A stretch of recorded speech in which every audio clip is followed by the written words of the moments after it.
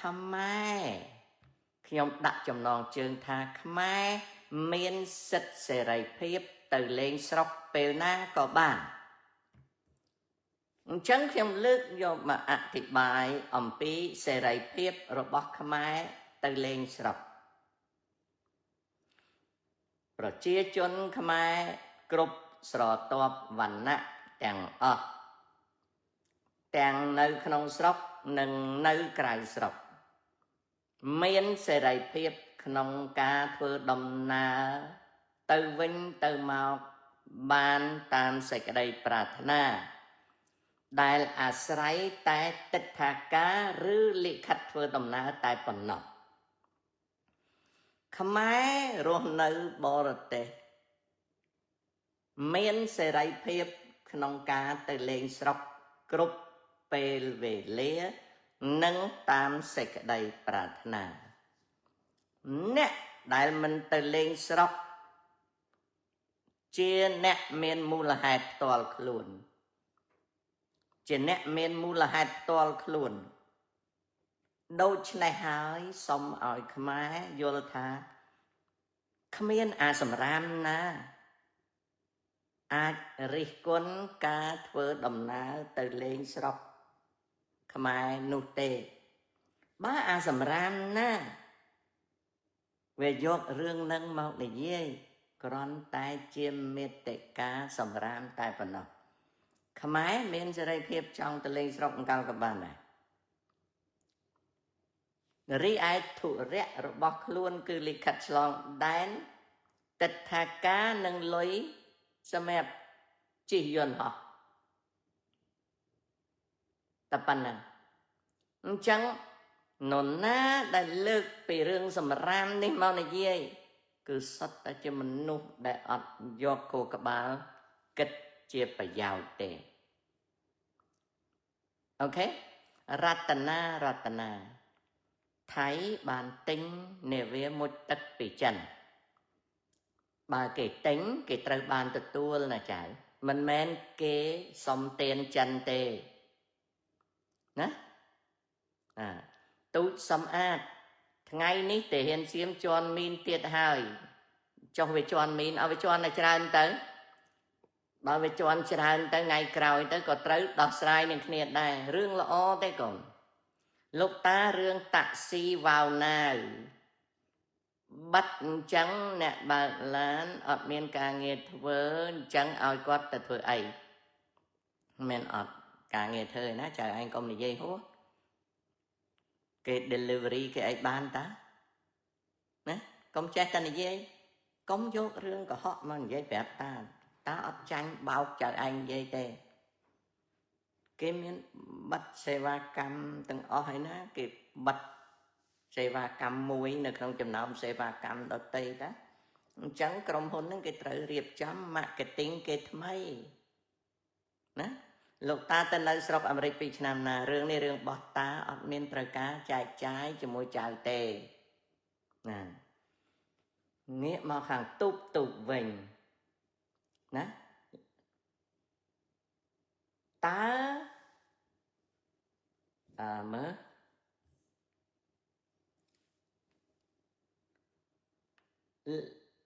សង្តើថៃគិតថាលុប MOU ហើយនឹងទទួលបានអ្វីអ្នកដែលគេលុប MOU គេគិតថាគេចំណេញចំណែកខ្មែរយើងដើរជើងក្រោយក៏ត្រូវតែខំតវ៉ាតាមផ្លូវច្បាប់ប៉ុណ្ណឹងរីឯរឿងខាតនឹងចំណេញវាទាល់តែនីតិវិធី compulsory conciliation តាមច្បាប់ UN clause ដំណើរការចប់ដើមសិនណាកូនណានឹងរឿង MOU ឆ្នាំ2001ផាតសុកតើរឿងអ្វីដែលលោកតាស្ដាយក្រោយពេលលោកតានៅក្មេងខ្ញុំអត់ចេះស្ដាយក្រោយទេខ្ញុំជាមនុស្សដើរទៅមុខខ្ញុំអត់មានស្ដាយក្រោយអីទេអត់មានទេបើខ្ញុំដឹងថាខ្ញុំអាចកែប្រែឬក៏ជួសជុលវាបានខ្ញុំធ្វើ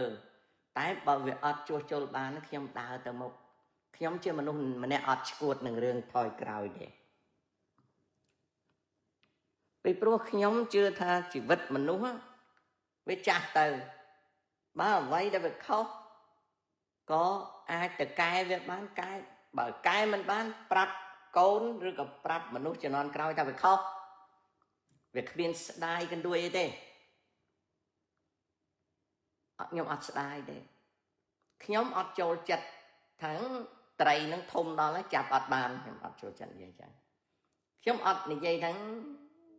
បើសិនជាកាលនឹងទិញឡានហ្នឹងថោកហ៎អត់ទេបើតម្លៃកាលនោះខ្ញុំអត់ទិញមកដល់ឥឡូវវាថ្លៃហើយអត់មានស្ដាយក្រោយទេខ្ញុំជាមនុស្សម្នាក់អត់យកពេលអាយុចាស់ខ្ញុំនេះទៅស្ដាយក្រោយទេអញ្ចឹងហើយបានរៀងរាល់ពេលខ្ញុំធ្វើ show ខ្ញុំរុញអាមេតិការឿងនៃ live show ខ្ញុំទៅមុខខ្ញុំអត់ថយក្រោយទេខ្ញុំនិយាយពីប្រវត្តិសាស្ត្រអីចឹងប៉ុន្តែមិនមែនថយក្រោយអត់ថយក្រោយអញ្ចឹងឈប់សួរទៅខ្ញុំមិនមែនជាមនុស្សថយក្រោយទេខ្ញុំមនុស្សរុញទៅមុខណាលោកតាទៅថ្ងៃអនាគតសួរដែលកំពុងនិយាយចឹងឆ្លើយហើយណាកូនណាមិនអ្នកសារព័ត៌មាននៅខ្មែរមិនគោរពក្រមសួរគេជាអ្នកកសែតមកសួរតាអត់ដឹងឆ្លើយយ៉ាងម៉េចទេណាបរិស្ថាននៅអាមេរិកខ្មែរវិញស្ដាប់អត់បានលោកពូហេតុអ្វីទំនិញខ្មែរពិបាកប្រកួតប្រជែងនឹងគេម្លេះសវណ្ណភូមិសួរមិនមែនពិបាកទេផលិតផលខ្មែរមានលទ្ធភាពប្រកួតប្រជែងគ្រាន់តែខ្មែរយើងទី1ណាខ្មែរយើងទី1មិនព្រមអនុវត្តតាមតម្រូវស្តង់ដារទី2យើងមិនតស៊ូខ្លាំងនៅឡើយឧទាហរណ៍ជាលើកទី1ហ្នឹងដែលខ្ញុំទិញអង្ករខ្មែរបើនិយាយទៅទី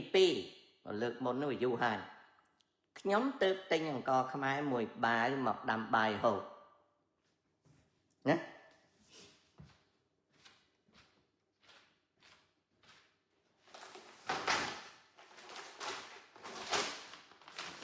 នេះអង្ករខ្មែរអូខេអង្ករនេះឈ្មោះព្រះវិហាររំដួលលេខ1អូខេ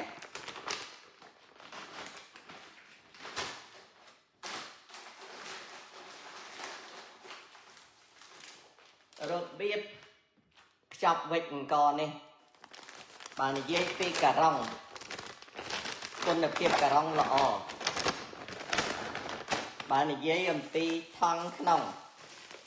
វាមានថង់ក្នុងសម្រាប់អង្គមានន័យថាស្តង់ដារវេចខ្ចប់ល្អណាខ្ញុំទិញមកណាខ្ញុំទិញមកនឹងល្អអូខេក៏ប៉ុន្តែឥឡូវនេះឲ្យខ្ញុំរិះគន់វិញម្ដងគុណភាពការ៉ុងល្អរបៀបវេចខ្ចប់ល្អអូខេគុណភាពការ៉ុងល្អរបៀបវេចខ្ចប់ល្អអូខេតែឥឡូវនឹងឲ្យខ្ញុំរិះគន់វិញអ្នកដែលបោះពុំស្បោងអង្គនេះដាក់ពណ៌ច្រើនហួសដែលបង្ហាញឲ្យឃើញថាថ្លៃការ៉ុងនេះមិនគួរណាចំណាយបោះពុំដាក់ពណ៌អញ្ចឹងទេវាគ្រាន់តែជាការ៉ុងអង្គ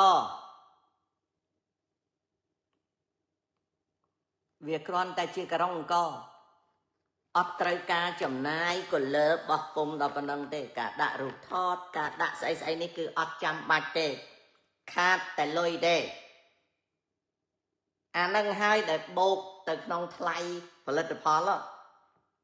ដែលយើងប្រកួតប្រជែងក្នុងទីផ្សារអត់ទាន់គេទេមិនដឹងជាត្រូវការកណ្ដួយស្អីទេអីណាប្រាសាទព្រះវិហារអី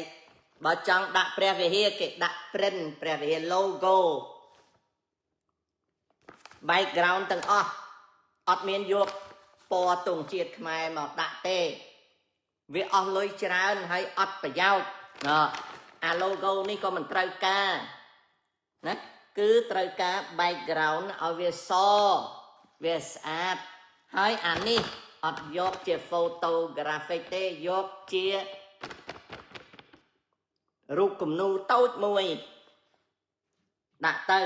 រីឯអក្សរនេះអត់មានចាំបាច់មានពណ៌ក្រហមពណ៌ blue ពណ៌ស្អីអត់មានទេហើយកុំស្កេតស្កាស់ពេកបើវាជា jasmine វាជាអង្គរក្អូបដាក់ថា jasmine អត់មានមកឲ្យណែណា premium រៃអីមានភាសាបើជាភាសាយួនដាក់ទៅប៉ុន្តែមិនមែនព្រះវិហារកៅ jasmine ទេកុំតងែនពេកហើយបើដាក់អក្សរចិនដាក់ទៅណាហើយអា Cambodia Jasmine រ៉ែស្អីទៅអង្គររំដួលលេខ1ផងហើយបន្ទាប់មកទៀតវា Cambodia Jasmine វាច្រើន redundancy វាអស់លុយស្ដាប់ឲ្យបានការរិះគន់ខ្ញុំអានឹងហើយដែលផលិតករអង្គរនឹងមិនអាចលក់ថោកចាញ់មកទីផ្សារហើយប្រកួតយកឈ្នះក្នុងទីផ្សារអន្តរជាតិបានវាចោលមកសៀតនឹងអាហ្នឹងវា add on to cost មានន័យថាវាបូកបញ្ចូលទៅតម្លៃផលិតហើយបើតម្លៃផលិតវានៅច្រើនយើងលក់អត់បានចំណេញទេនេះខ្ញុំរិះគន់ឲ្យស្ដាប់ស្ថាបនាកុំឈួតធ្វើបាយអង្គអញ្ចឹងនោះប្រាប់ម្ដងទៀតអាស្បោងអង្គនេះណាគុណភាពល្អអាដាក់អង្គក្នុងនេះស្តង់ដារណាអូខេណាតែអត់មានត្រូវការរបស់អស់ហ្នឹងទេមិនដឹងជាស្អីអូបាត់ដំបង Jasmine Rye known for its exceptional quality and fragrance is the higher price variety of aromatic rice cultivated and processed ដឹងជាទឹកចុយម្រាយស្អីក៏ច្រើនម្លេះអានឹងហើយដែលវាធ្វើឲ្យតម្លៃនៃការវេចខ្ចប់ហ្នឹងវាថ្លៃមែនតើឧបមាថាអង្គមួយបាវនេះគេត្រូវការវេចខ្ចប់តែ$1ទេយើងនេះវាអស់$3-4ហើយអានឹងហើយដែលយើងលក់វាមិនចំណេញនោះញាក់កាយ៉ៅខួរឡើងគ្មានអាណាគេឲ្យតម្លៃទេគេទិញអង្គមកគេកាត់បាវគេចាក់នឹងផងគេគ្មានមកអង្គុយមើលប្រាសាទព្រះវិហារគេគ្មានមកអង្គុយមើលរូបថតចូលស្រូវទេភ្ញាក់ខ្លួនឡើងដើរឲ្យតាន់គេអាការ៉ុងអង្គនេះទាំងវិចខ្ចប់ហ្នឹងឲ្យថ្លៃតែ$1អស់ខ្លាំងហើយអានឹងហើយដែលយើងលក់តាន់គេនោះភ្ញាក់ខ្លួនឡើងខ្ញុំរិះគន់ស្ថាបនាហើយបើមិនចេះស្ដាប់ទេអង្គុយតែងាប់ទៅអង្គុយតែចាញ់គេទៅអូខេនេះខ្ញុំទិញយកមកខ្ញុំប្រាប់ថាអាការ៉ុងនេះវាល្អអាស្តង់ដារខាងក្នុងនេះវាល្អអូខេវាល្អហើយតែអារញ៉ៃនេះវាអារញ៉ៃនៅមុខនេះអត់មានជួយអីទេវាខាតតែលុយទេគ្មាននរណាទិញអង្គគេមកអង្គុយមើលទេអញ្ចឹងយើងត្រូវកាត់តម្លៃផលិតយើងឲ្យវាទាបណាអូខេខាន់ឌីលុនចៅឯងមានកូនស្រីទេត្រូវការមកជួយលាងជើងឲ្យតាឬយ៉ាងណាឬក៏ចៅឯងខ្លួនឯងចង់មកលាងជើងឲ្យតាណាតែចៅសួររឿងប្រពន្ធនឹងកូនណែត្រូវដឹងអូខេឥឡូវនេះបន្ទាប់ពីខ្ញុំរិះគន់ស្ថាបនាឥឡូវខ្ញុំនិយាយពីជាតិអង្គរសជាតិបើនិយាយពីសាច់អង្គនេះក្របតូចហើយល្អអូខេខ្ញុំយកអង្គនេះមកហិតអង្គនេះធំក្លិនឈ្ងុយល្មមបើនិយាយពីកម្រិត1ដល់ អង្គនេះវាធំក្លិនក្រអូបវាមាន fragrance វាលេខ5មើលសាច់អង្គវាល្អអត់មានបាក់ទេវាសមរម្យត្រឹមត្រូវ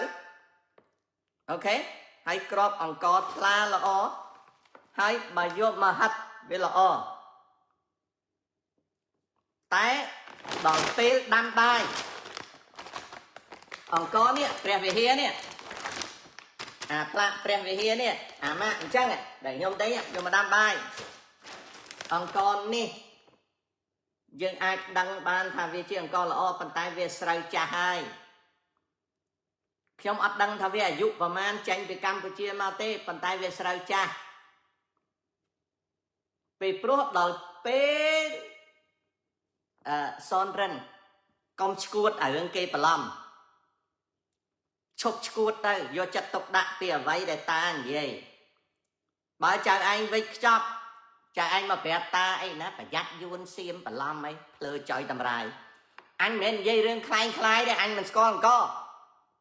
អញនិយាយពីរឿងវិចខ្ចប់បើសៀមហើយនឹងយួនវាវិចខ្ចប់វាអត់ភ្លើបោះពុំក្រុងអញ្ចឹងទេអញ្ចឹងឈប់ភ្លើទៅអូខេរៀនឆ្លាតឡើងតាមិនមែននិយាយរឿងអង្គខ្លែងខ្លាយតានិយាយពីរឿងថាយើងធ្វើម៉េចដើម្បីឲ្យតម្លៃផលិតវាទៀតដើម្បីយើងលក់បានច្រើនកសិករយើងចំណេញដូច្នេះឈប់ភ្លើឯណាអង្គខ្លែងខ្លាយអីហ្នឹង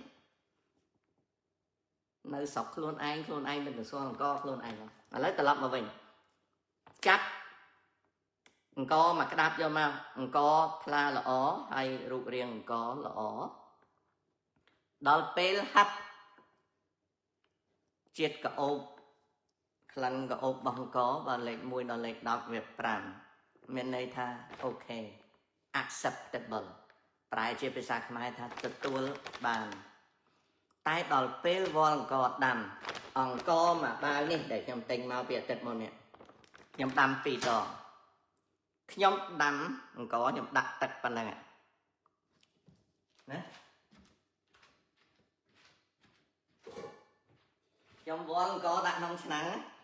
ខ្ញុំលាងហើយខ្ញុំវាស់ទឹកមួយឆ្នាំងដៃប៉ុណ្ណឹងអូខេនៅពេលដែលខ្ញុំវល់អង្គនេះយកទៅដាំបាយដាក់ទឹកមួយឆ្នាំងដៃបាយវារឹងបងប្អូនបាយវាធំក្លិនឈ្ងុយលេខ5ប៉ុន្តែវារឹងបានសេចក្តីថាម៉េចបានសេចក្តីថាអង្គនេះវាស្រូវចាស់ខ្ញុំមិនដឹងថាគេច្រូតបោកបែនពីស្រុកខ្មែរមកខែណាទេតែវាចាស់អង្គនេះស្រូវចាស់បាយដាក់មួយឆ្នាំងដៃវាអត់ឈ្ងុយហើយទន់ល្មមញ៉ាំទេវារឹងបងប្អូនវារឹងហើយនៅពេលដែលវាត្រជាក់ទៅវាកកក្តាំងដូចបាយក្រៀមអញ្ចឹងវារឹងដល់ពេលខ្ញុំដាំលើកទី2ខ្ញុំដាក់ទឹកប៉ុណ្ណេះ2ឆ្នាំងដៃ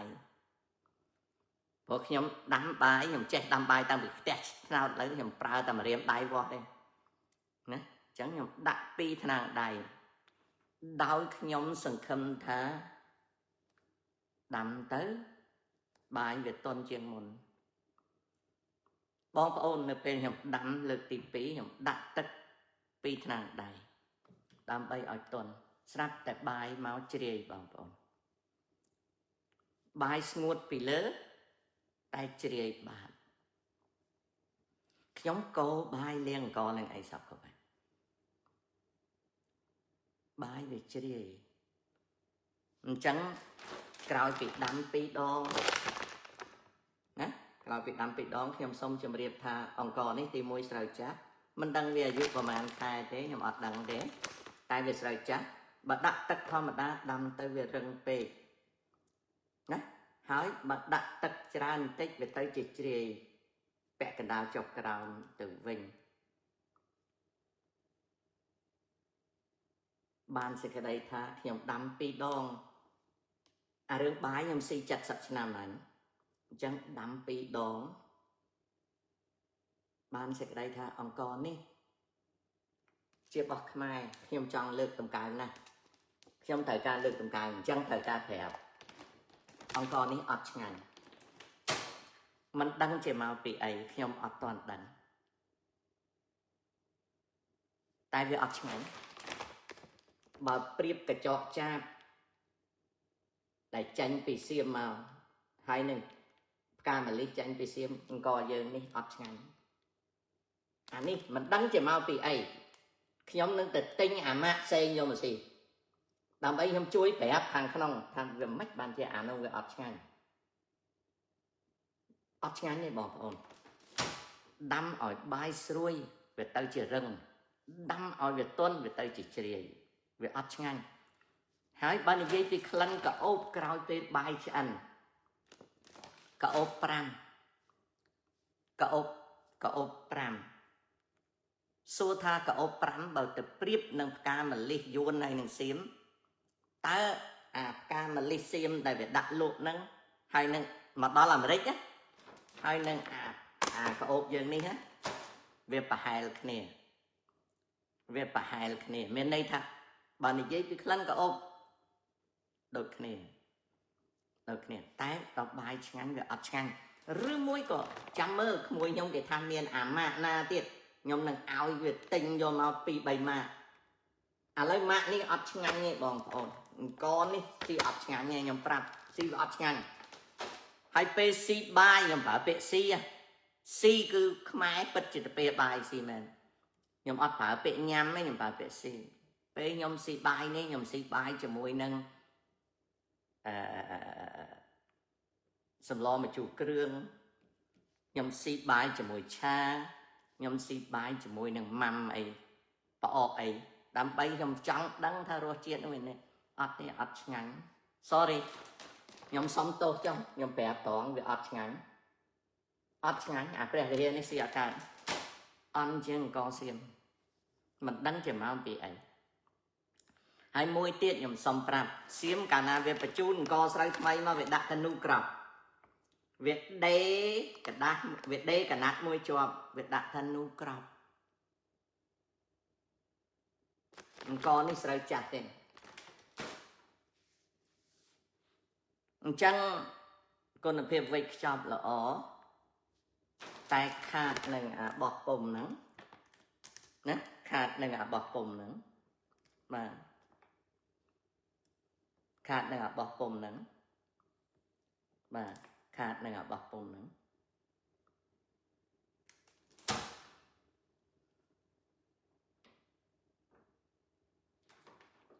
ហើយមិនដឹងថាយ៉ាងម៉េចស្រាប់តែឆ្លងកាត់រដ្ឋកាលីហ្វ័រញ៉ាវាវាយអាផ្លាកនឹងឲ្យមិនដឹងយ៉ាងម៉េចស្រាប់តែវាយផ្លាកនឹងឲ្យអង្គសៀមណារឿងចូលរដ្ឋកាលីហ្វ័រញ៉ាខ្ញុំអត់ដឹងទេអ្នកដែលយកអង្គនឹងមកវា Yes US LLC Jacksonville Florida ប៉ុន្តែស្រាប់តែវាវាយផ្លាករដ្ឋ California ណាគេដាក់ថា this product can expose you to chemical including lead and cadmium which are known to the state of California to cause cancer and birth defect or other productive harm ស្លាកនេះមានន័យថាអង្គហ្នឹងវាទៅឆ្លងកាត់រដ្ឋ California បានវាវាយអាផ្លាកហ្នឹងអត់ល្អទេណាបងប្អូនអាមេរិកកាំងណានៅ state ដទៃឲ្យតែឃើញអាផ្លាកហ្នឹងគេអត់ទិញទេផ្លាកនេះគឺច្បាប់រដ្ឋ California នេះឈួតតែឯងវាថាអង្គនេះមានសារធាតុគីមីដែលបណ្ដាលឲ្យកើតមហារីកឬក៏ស្ត្រីនឹងមានកូនមកមិនប្រក្រតីផ្លាកមួយតូចនេះធ្វើឲ្យអង្គនេះលក់នៅក្នុងរដ្ឋដទៃគេអត់ទិញស៊ីទេដោយសារអាផ្លាកតយម៉ាយនេះអ្នកនាំចូលត្រូវនាំចូលបើអ្នកនាំចូលនៅ Florida អត់តម្រូវការផ្លាកនេះអត់ត្រូវមានផ្លាកហ្នឹងទេ should not have this kind of print គ្រាន់តែប៉ុណ្្នឹងយើងបាត់ទីផ្សារអស់នេះខ្ញុំប្រាប់ល្បិច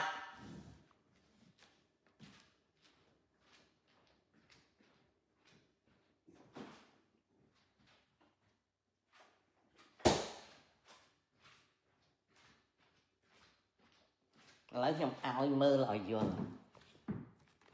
នេះគឺជាក្តាមប្រៃ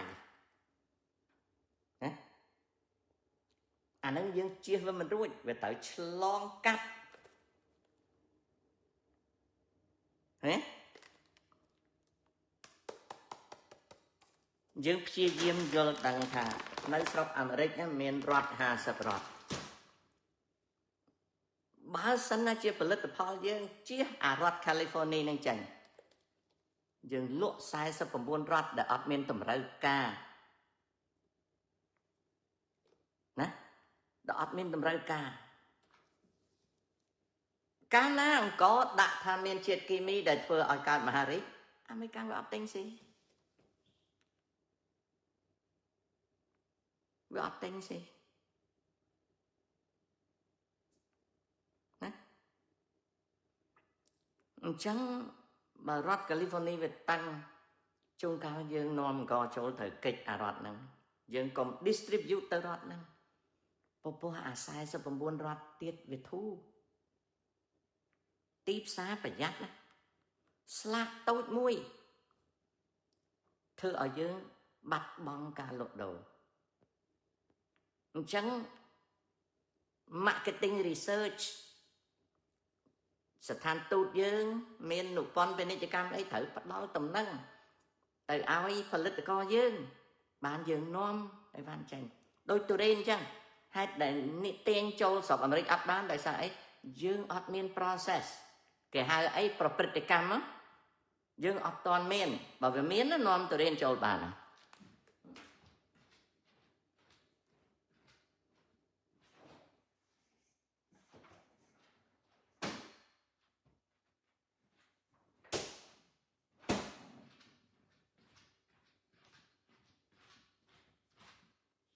សំបីតែខ្ញុំទិញអង្គរនឹងស៊ីឃើញអាផ្លាកហ្នឹងលែងស៊ីកើតណា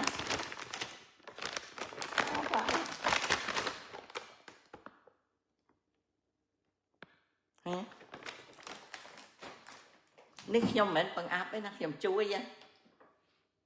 កុំចូលណាកុំចូលថាចេមសុកនិយាយបង្អាប់អត់ទេចេមសុកមិនមែននិយាយបង្អាប់ទេចេមសុកនិយាយពីរបៀបថាឲ្យយល់ឲ្យច្បាស់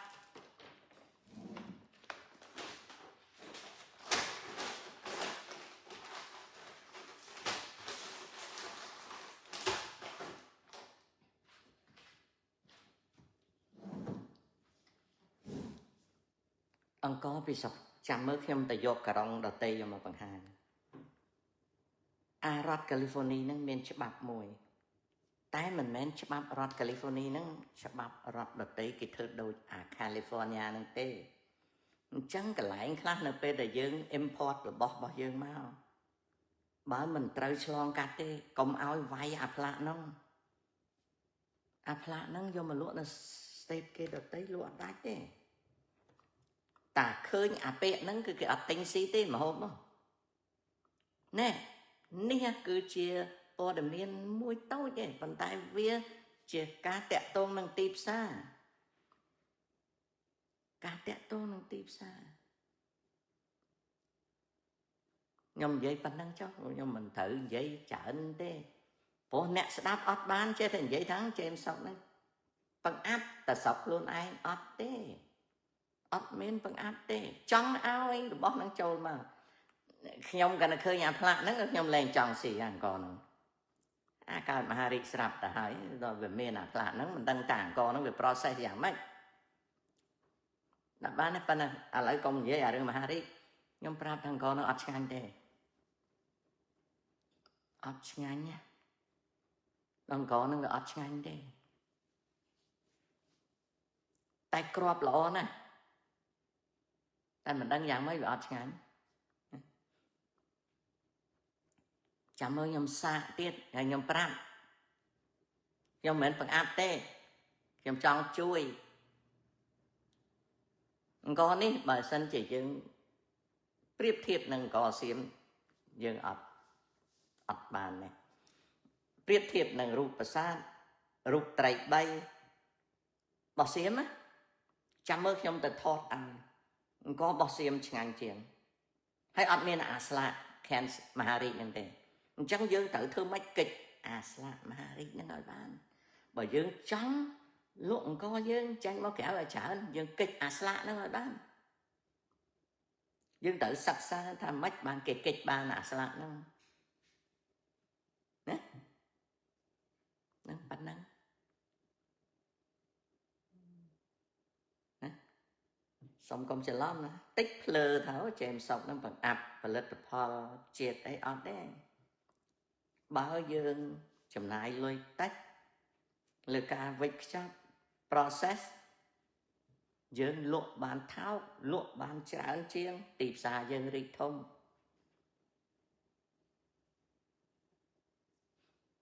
អញ្ចឹងការសិក្សាពីផលិតផលស្តង់ដារសម្រាប់ចែកចាយទីផ្សារគឺសំខាន់ណាសំខាន់ណាបាទអញ្ចឹងខ្ញុំជម្រាបលាពី Facebook